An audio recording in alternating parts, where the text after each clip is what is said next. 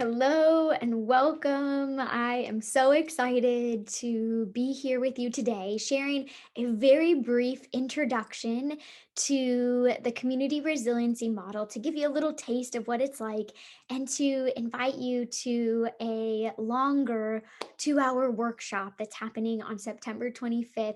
And I want to share with you the value of this model and the incredible skills that it provides to help regulate your nervous system. So, I'm going to ask for the next 20 minutes just to show you a little bit about the model, to give you a taste of what it's like, and to invite you to learn more. So, this is the Community Resiliency Model. It was created by Elaine Miller Karras out of the Trauma Resource Institute from California. Elaine is a phenomenal woman, and she has created this model with the intention to create a biology based intervention that would help people have basic skills that they could easily learn and integrate into their daily lives to help regulate their nervous systems, to better manage stress and better face the challenges that they were facing. It's been used after natural disasters, it's been used in many countries all over the world in an incredible way that empowers natural leaders to learn the skills themselves and then to teach others. And she wanted it to be affordable, adaptable, transportable, and able to easily touch a lot of people. And that's exactly what it's doing. So, one of the things that we do with the community resiliency model is called a resiliency pause. And I love this because oftentimes we get in these negative patterns and we think about the negative and we focus on the negative. And this just allows us to take a pause and to remember what else is true. So, I'm just going to invite you to take a minute to ask yourself one of these questions, or all three of these questions. What or who uplifts you? What or who gives you strength? And what or who helps you get through hard times? And I just invite you to bring that to mind.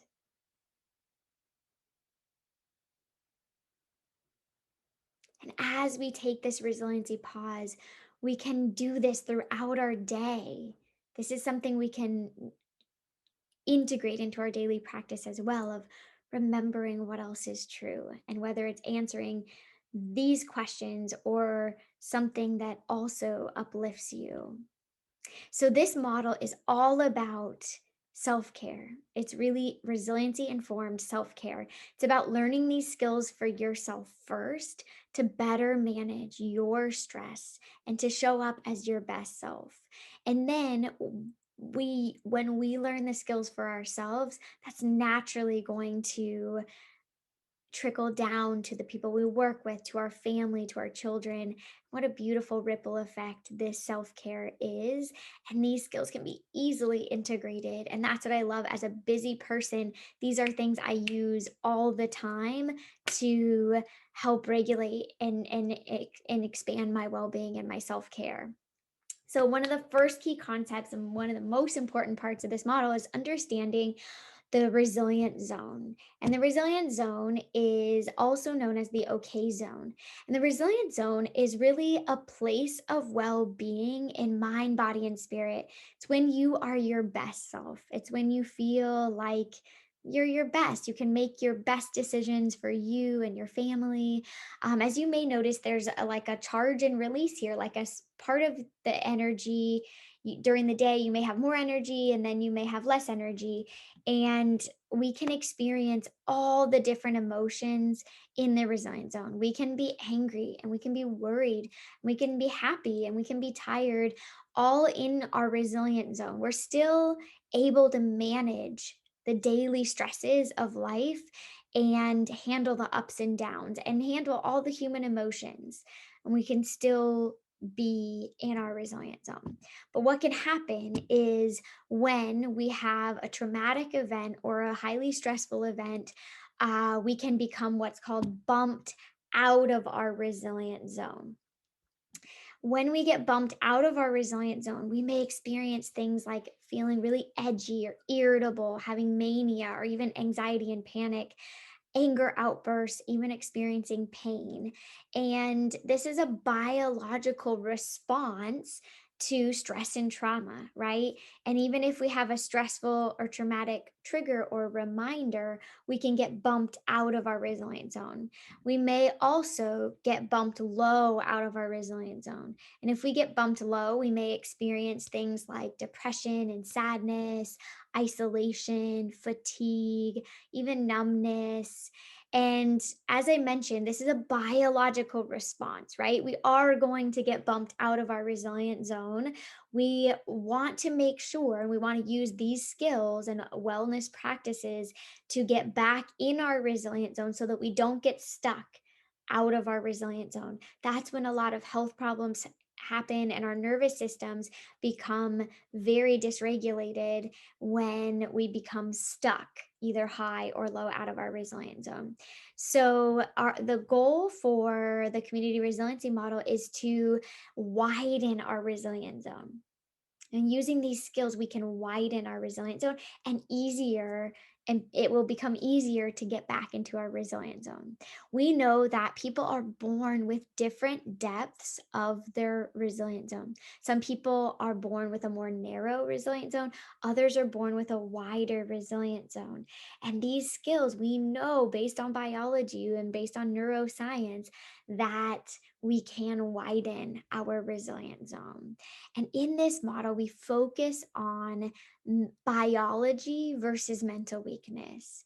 We know that there are biological responses to stress and trauma, and we use that model to that science to teach this model. It is not that you are mentally weak, it is that there's a biological reaction to stress and trauma. So, just very briefly, I'm going to talk you through the autonomic nervous system. We like to think about this like the gas and the brake of our nervous system, right? The sympathetic, if you move your arms quickly, you might feel your heart rate increase, your breathing rate become shallower, you might start sweating a little bit, right? This is preparing for action. This is when our body is in action. And the parasympathetic nervous system is when we slow down. It's when our body prepares for rest. Our breathing rate decreases, our heart rate decreases, our sweat decreases, our stress hormones release from our bodies, and our digestion comes back online. And when our sympathetic nervous system is activated, our digestion is offline, our saliva is offline because that's not the priority, right? It's to prepare for action or run away from a bear. And this is important for this model because if we are bumped out of our resilient zone, we are may experience these physiological reactions in our nervous system, and that can create feelings of distress. And we want to learn the difference between sensations of distress and sensations of well-being. So one of the biggest things that provides so much hope in this is that we know that the brain can change. Carla Schatz out of Harvard coined the term brain cells that fire together, wire together. And we know that based on neuroscience and neuroplasticity, that our brains can change. We're going to jump into the skills. So, briefly, again, this is a very brief introduction to this model, and I can't wait to teach you more. But I do want to give you some practical strategies that you will learn a lot during this time together. So, I'm going to briefly introduce tracking, resourcing, grounding, and a few help now skills as well. So, there are 6 wellness skills in this model. Like I said, today I will focus on tracking, which is the foundational skill for all the other skills, and resourcing, grounding, and help now. So tracking is the foundational skill to stabilize the nervous system. And it is reading sensations, reading physical experiences, or noticing physical experiences in your body. As I mentioned, it's the foundation to stabilize our nervous system. We want to notice or pay attention to sensations that are happening inside our bodies in the present moment, so that we can know the difference between sensations of distress and sensations of well being. I like to think about this like the GPS of the body. It helps give us a guide, or if we don't know what's going on inside our bodies, we then don't have a choice to choose something different. But this model teaches us to learn and pay attention and notice, so that we do have a choice and we can empower our experience and our choices.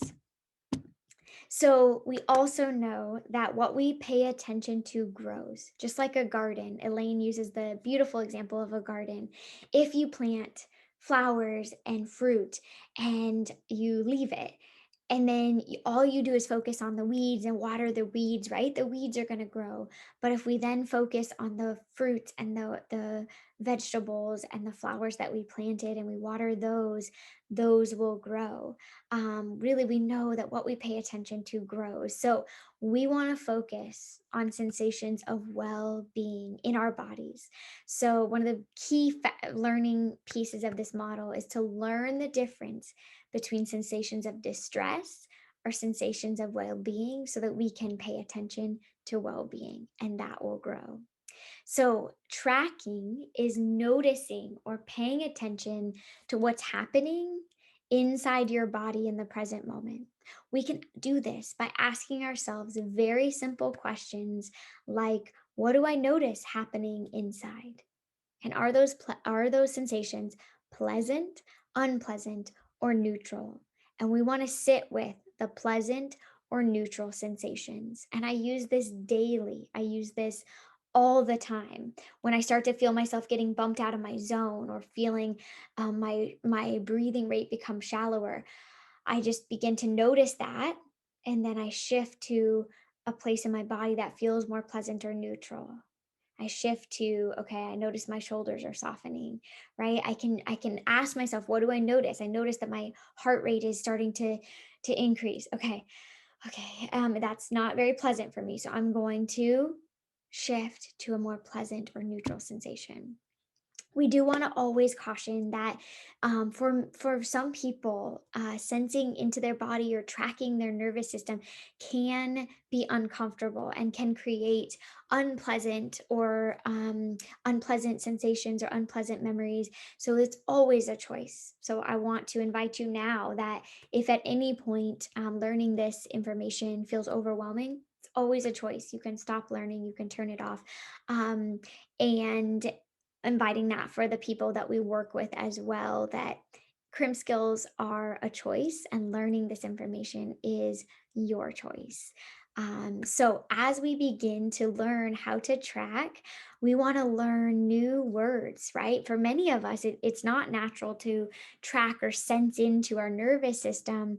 So, we want to learn new vocabulary words or new sensory words to identify and name those experiences inside our bodies. So, as you can see, this is a variety of words that can help describe different sensations happening inside your body.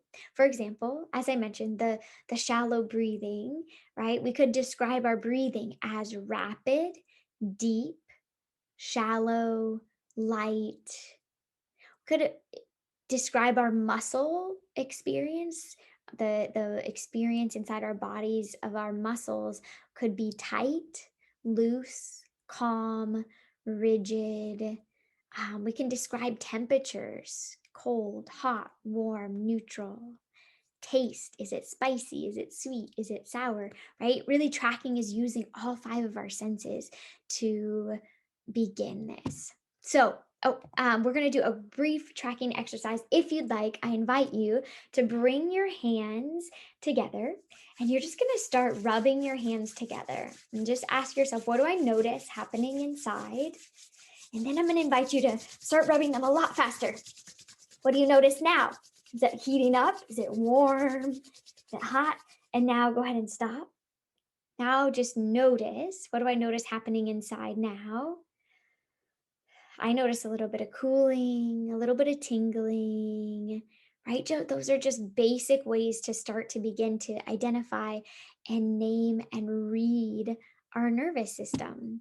So, one of the best ways that we learn tracking is through what we call resourcing, which is one of my favorites. I love all the skills. This is one of my favorites. Uh, Resourcing is anything that brings you a sense of peace or calm or joy or makes you feel strong or resilient. It could be a person, it could be a place, it could be a thing, it could be a memory, it could be a character trait that you love about yourself. These are things that really uplift you or make you feel more peaceful or calm. And it could be real or it can be imagined. It can be internal, like that character trait or a memory. It could be external, like a place or a person. So I just invite you to take a minute to think about your resource. And as you do that, I'm going to invite you to track your nervous system.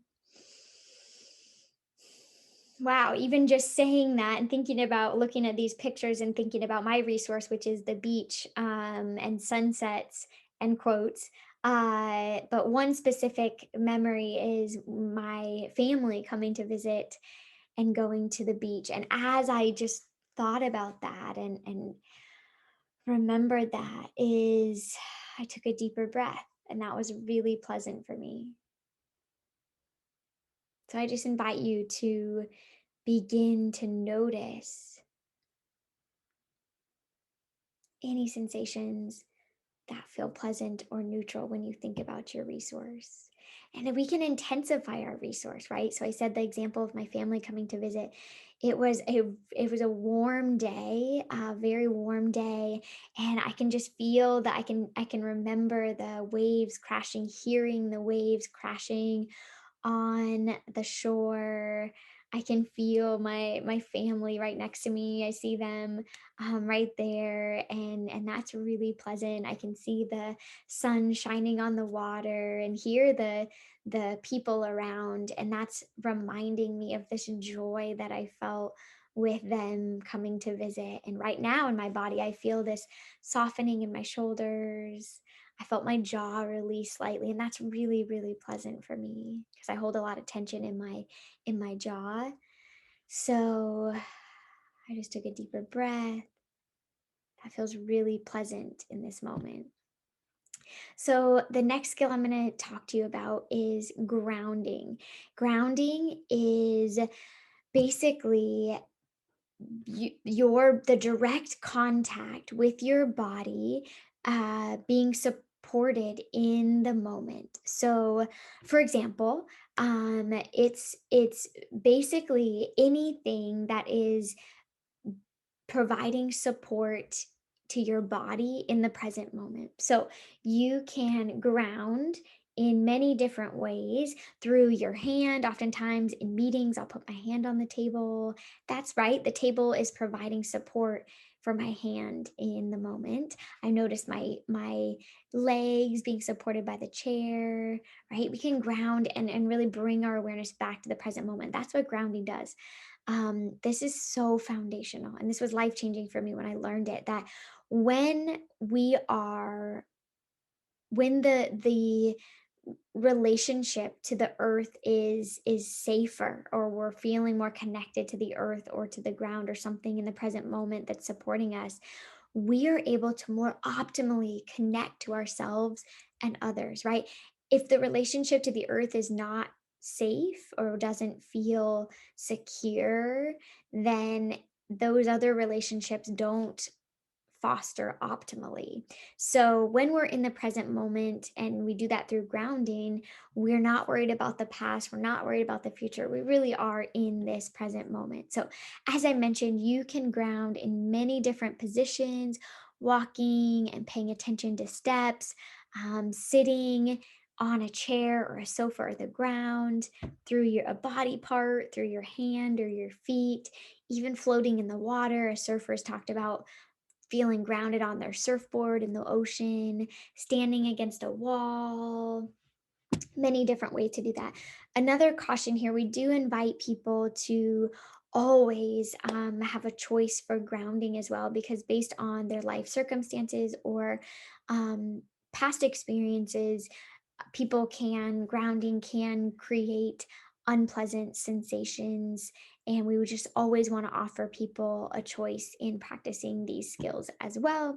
And then my other ultimate favorite from this model is called Help Now. And these skills are very much, if you're bumped out of your zone, you can get back in your zone. We call it also Reset Now, to get you back to the present moment quickly. These are skills I honestly use multiple times a day, even when I am in my resilient zone too.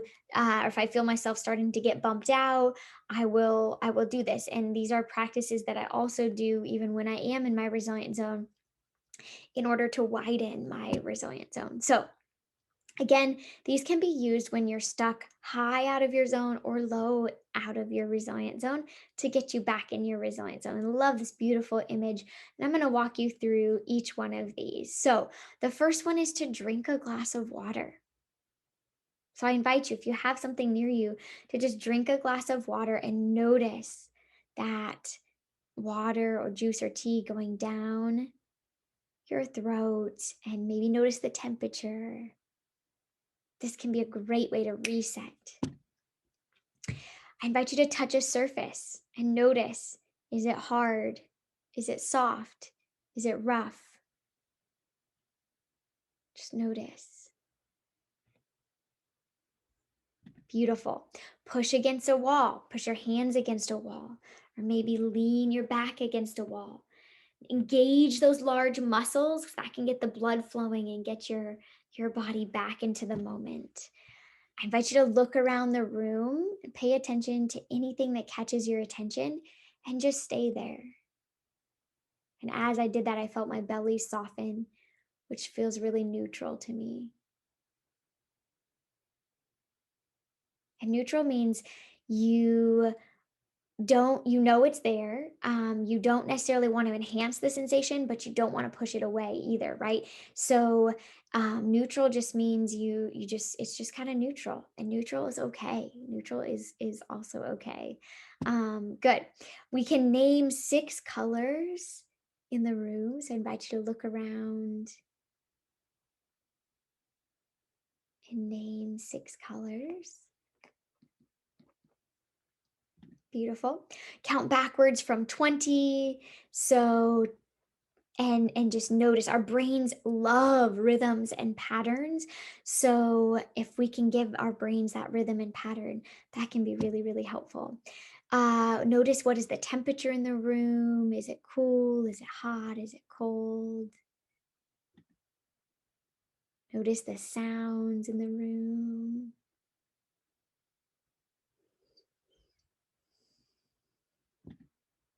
Walk around the room and notice your feet making contact with the earth. Beautiful. So, as we wrap up this brief introduction to the community resiliency model that is so near and dear to my heart and has truly, truly, truly changed my life, I want to introduce you to a free app. The Trauma Resource Institute has a free app that has all these skills that will guide you through these skills. And Elaine, the creator of the model, reads them, and it's just beautiful. Her voice is so calming, and a free app, completely free. Highly recommend it. And one last thing I wanted to say quickly before we wrap up is that these skills are not about pushing anything away, or really ignoring the pain. It's really what we call turning down the noise. It's really turning down the noise and empowering us to better manage our pain and our healing, and the things that we're going through. And so I just really want to invite you to know that these skills are really about helping to turn down the noise to that discomfort, and in order to then better manage it and deal with it. So I am so grateful that I've had this opportunity to share these skills with you today. And I do invite you, if you'd like to learn more, I am offering a 2-hour workshop, a deeper dive workshop into learning these skills, practicing them in community. And that will be Saturday, September 25th, 2021, 11:30 Eastern, 8:30 Pacific time. And you can register on Ground Connect Empower. And I look forward to being able to serve you and really dive deeper and learn and grow with you in sharing these skills. So thank you for your time today. And as Elaine says, when we bring awareness to the inner wisdom of our bodies, we can grow even in times of great suffering. Moments of gratitude can be sensed, it can be seen and sensed. So thank you for your time today, and I look forward to serving you in the future, and may you be well. Thank you.